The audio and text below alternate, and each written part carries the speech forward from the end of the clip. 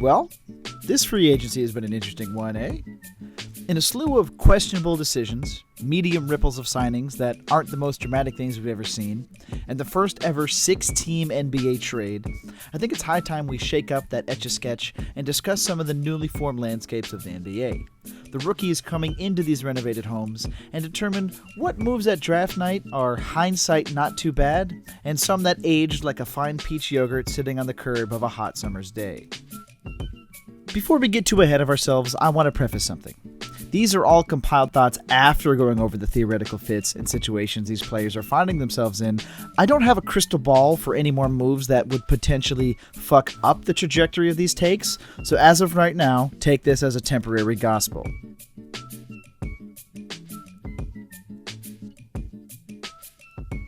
The first steaming pile of dogshit move we gotta discuss is the Atlanta Hawks taking Reza Shaher #1 overall.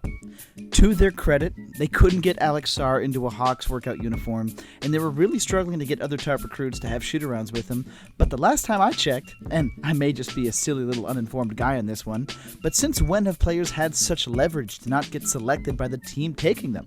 The last time a player refused to suit up for the team that drafted them was Danny Ferry all the way back in 1989. What was Alex Sarr going to do? Go back and play another year for the Wildcats?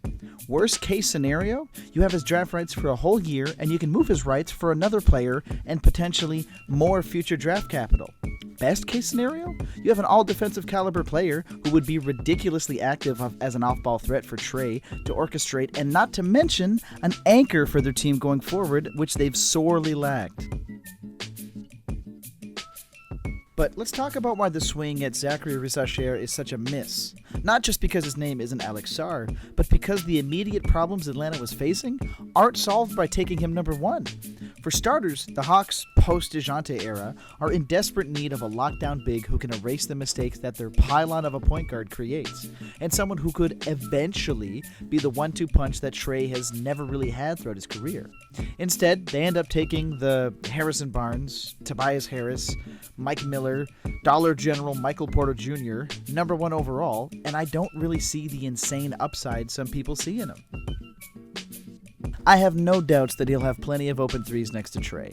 His gravity alone will open up the floor for Reza Shaher, but the main gripe I have is that the absolute best case scenario I foresee for him is that he's a 3-and-D wing who lacks any real creation outside of being able to hit a moving three off of a pin down. He flashes the ability to catch and shoot off of relocation and motion. It'll be an immediate bonus in the Hawks system if he can actually figure that out, but God knows what these lineups are going to look like going forward.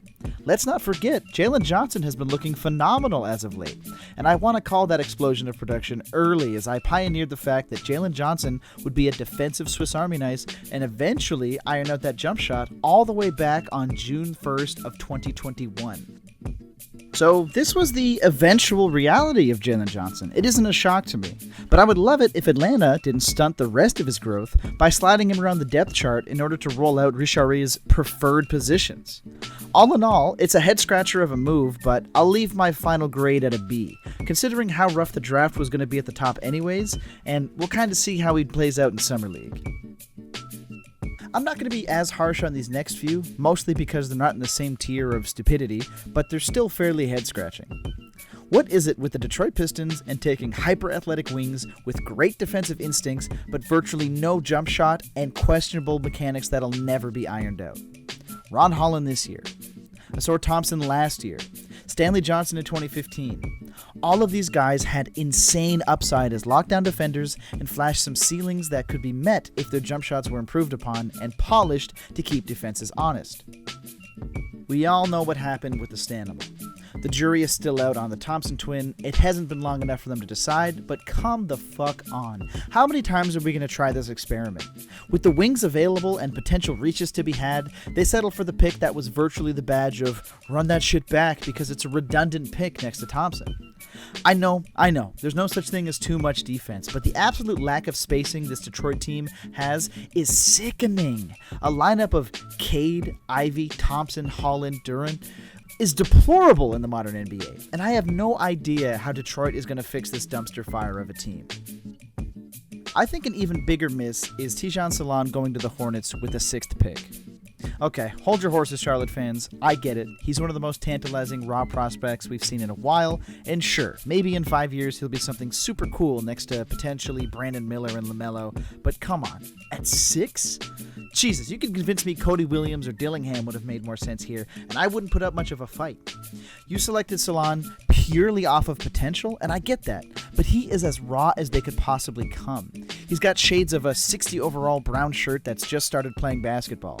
He's purely instinctual at this point in his career, and has shown flashes of potentially being a very versatile two-way player, but that's just it. They're glimpses. Little nuggets of peeps into what he could be with no actual substance. It's just something I find hilarious because it seems like such an MJ pick without him having any actual strings to pull in Charlotte anymore.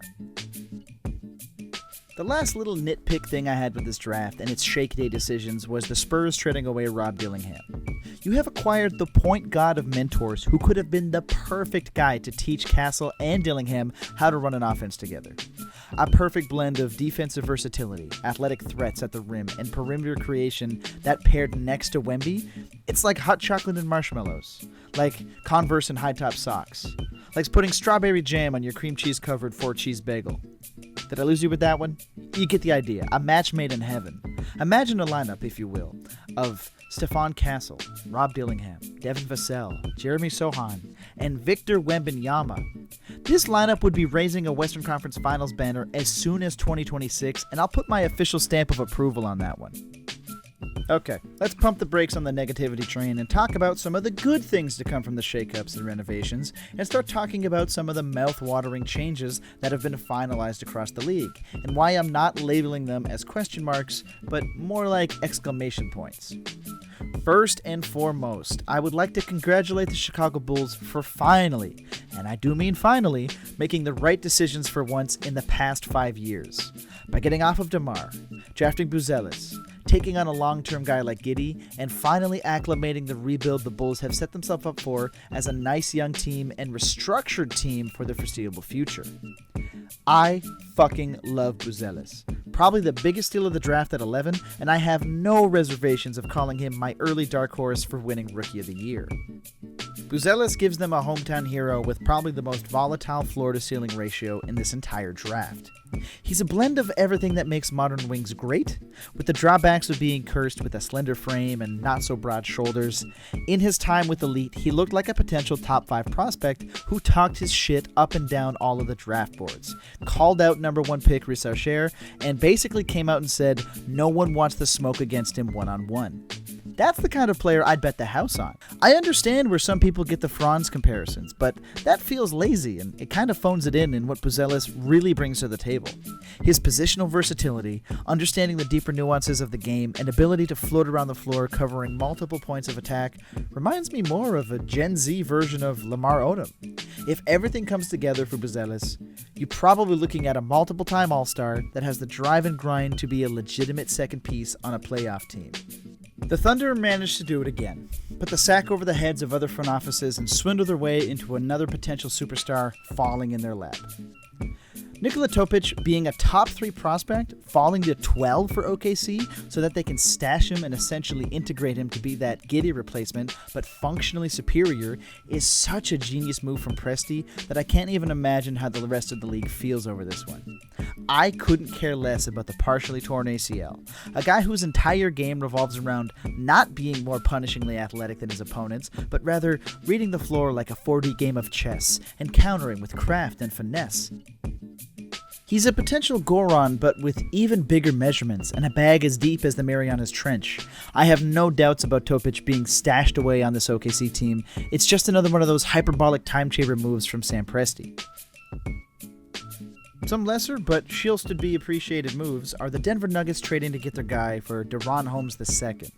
They were in dire need of backup big minutes and didn't exactly have time to take a guy who would need time to adjust to the league. Holmes comes in right away and can contribute off the bench for a contending Denver squad. The Jazz somehow, someway, getting Isaiah Collier at 29 is a fucking godsend for a team struggling to find stability and a long-term solution for someone to lock down their guard spots. They essentially combine Sexton's replacement with a better fit next to Keontae George, and this legitimately lets them focus on figuring out if Lowry is going to be on the squad next year without having to worry about someone running the show on offense at the same time. Getting Filipowski at 32 essentially sets them up to run a lineup of an average age of 22 years old while getting another lottery pick next year. Absolute cinema of a draft day from the Jazz here. And lastly, low-key shout out to the Suns for their newly acquired potential Defensive Player of the Year in Ryan Dunn.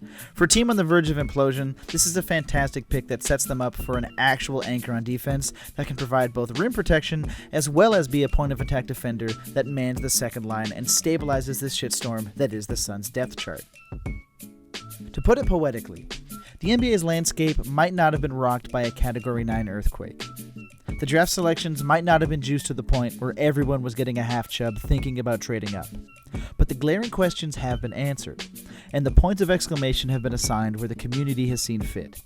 And all that's left is for us to sit back, wait to see how the ever-adjusting tectonic plates continue to shift, and eventually name the new continent that's formed on this NBA plane of existence.